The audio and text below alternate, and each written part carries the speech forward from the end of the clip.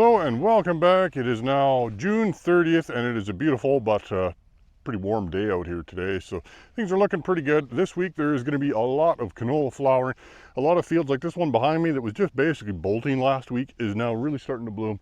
You know, we're not at fungicide timing here yet, but we're not all that far off either. A couple more days we'd probably be there, but this is dryland, so we're likely not going to be doing that this year.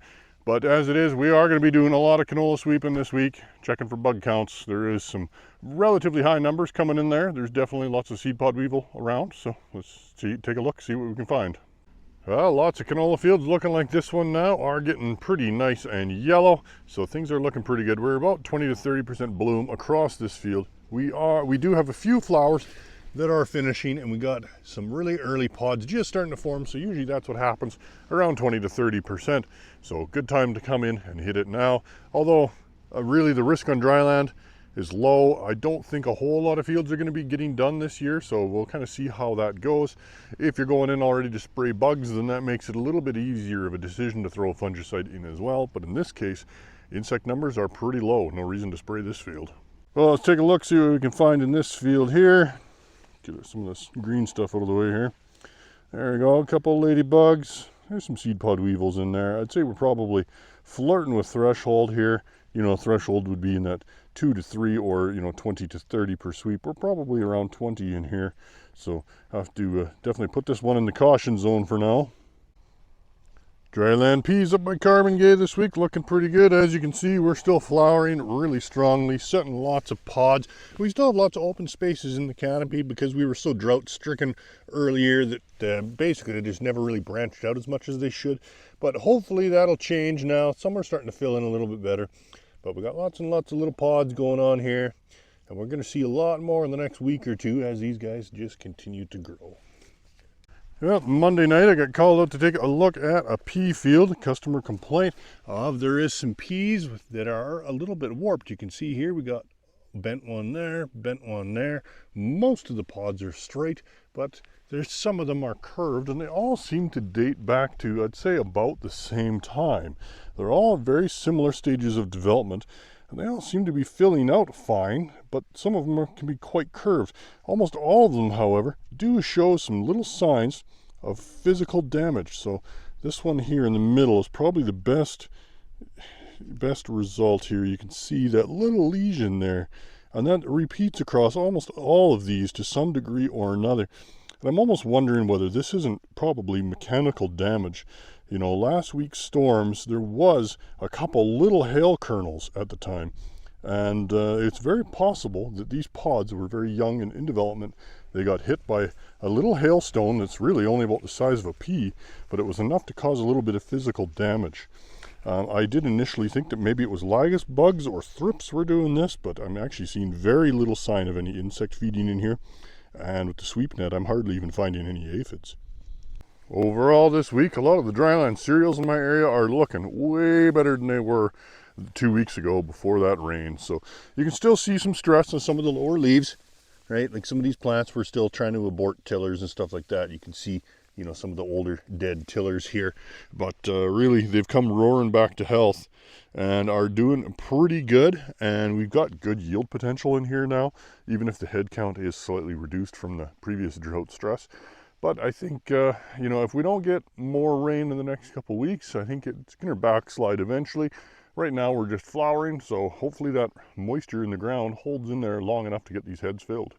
Well, corn is looking pretty good this week. It has pretty much doubled in height in the last week. And like today is Tuesday, Canada Day. I think our forecast for today is 30 or 31 degrees. So in these kind of conditions, bright sunny skies, corn is going to grow like absolute mad. So I'm sure next week it's going to look a lot taller than this. Just over knee high now, so we did beat the knee high by 4th of July stage. Here's another field of oats that has a little bit of a disease problem. Starting to see lots of septoria moving in, and it's mostly hitting the newer leaves, the flag leaves, the penultimate leaves. And once you get lower down in the canopy, we do have a little bit of powdery mildew here and there, but really the lower canopy is surprisingly clean aside from just a few little spots here and there.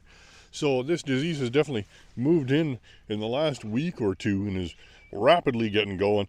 So in oats, because we don't have head emergence here yet, and we're not likely to have any head emergence for a few days, we can use a class of fungicides like Miravis Neo. We can use strobilurins, which should give us pretty good control on this septoria. Once the heads start to emerge and we're beyond 50% head emergence, we need to start switching out our products and not using strobilurins anymore. Plot location number 2, looking pretty good this week. No huge big visual differences here, but I'm not terribly surprised by that. Even, plot number E, for everything plot, not really seeing much of a difference. You get down right to the head level, you can see there's no real height difference across any of these plots here at all, but we'll keep watching. Well, here I got some interesting guys I found on the side of the road. You guys aren't really babies anymore, but you're not really big adults either. Oh, you're gonna put on a tough show there. Oh, so tough.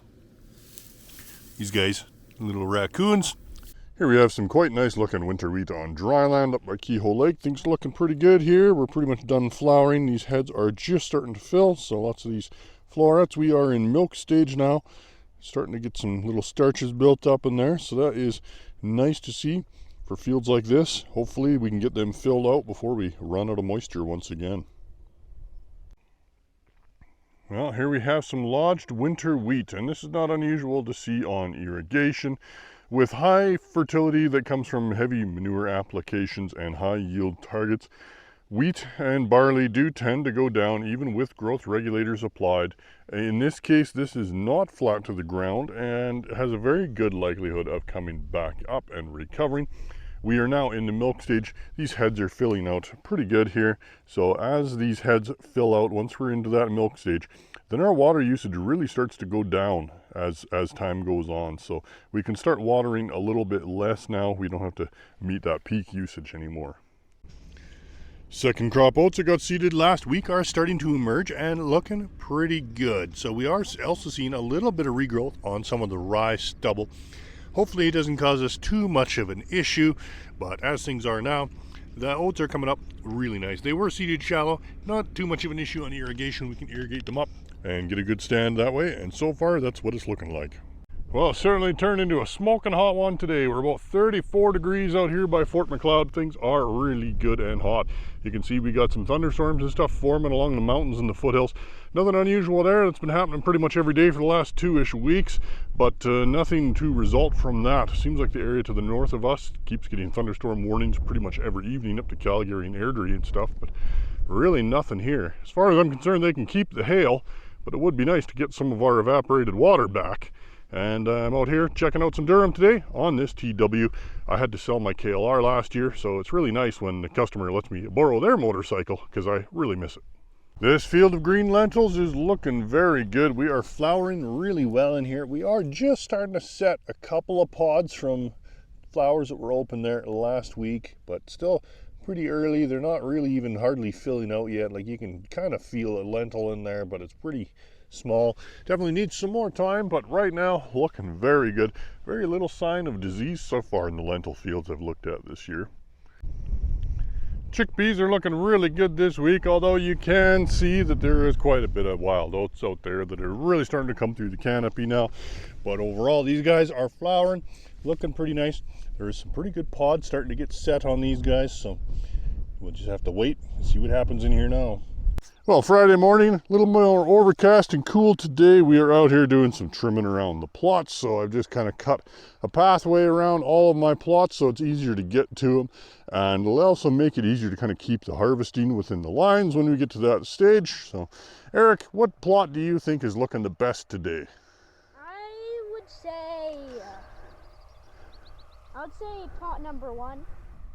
Oh, really? It's because it's the closest one to you? No. I don't know. Yeah, that's a good answer. All right, Eric, if you want to be my summer student, we need to teach you how to sweep canola. So you're going to watch and see what I do first, and I'm going to give you a chance to try it, okay? So the object is we want to sweep the canola so that the net is like half to 2/3 of the way into the canola, okay? And we do 10 sweeps side to side. So just like this. 1, and then move forward at the same time. 2, 3, 4, 5, 6, 7, 8, 9, 10. And then we shake, make sure, and that helps the bees get out in case we got any bees.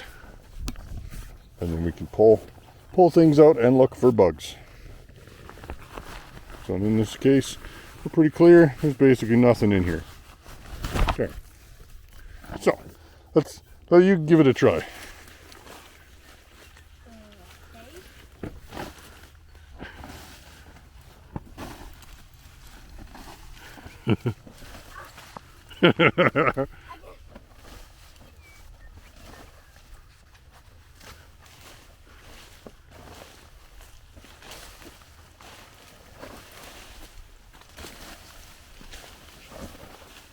All right, I think you're at like 15 sweeps or something now, so I think you're good.